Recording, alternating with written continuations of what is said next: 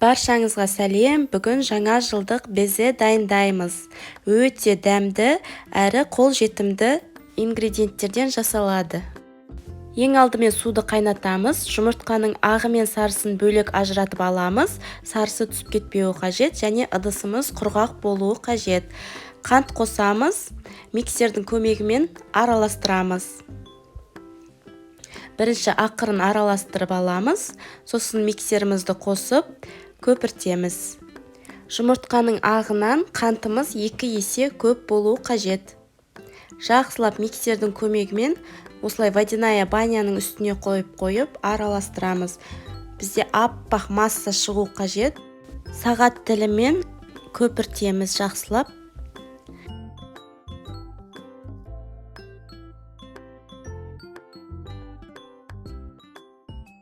Ақуыз ыдыстан ағып кетпеуі қажет.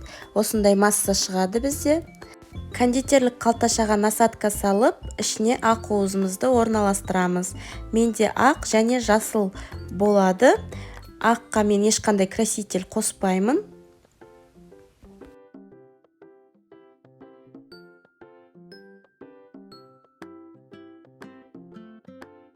Жасыл түс шығу үшін топ декор красителін қосамын. Осылай жақсылап араластырамыз. Біркелкі жасыл түс болғанша.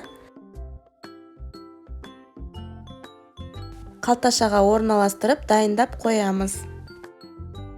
Формаға пергамент қағазын төсеп, үстіне беземізді орналастырамыз.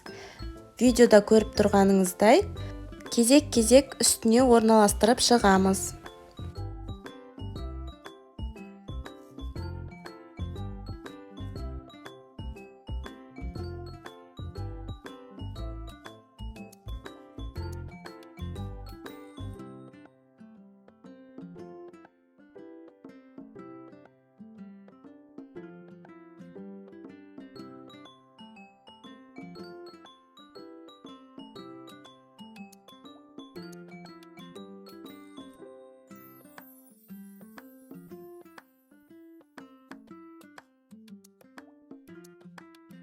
Бетін қалауыңызша сәндесеңіз болады. Мен кондитерлік моншақтармен сәндедім. Пешімізде 60 градуста 1,5-2 сағат кептіріп аламыз. Беземіз дайын. Красительдің көмегімен бояп шықтық. Аққаланың мұрнын, аузын салып, осылай қант ұнтағын сеуіп шықсаңыз болады.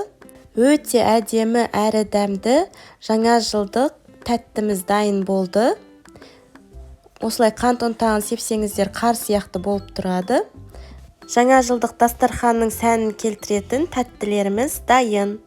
Жасасаңыздар болады. Ортасы құп-құрғақ болып шығады осылай.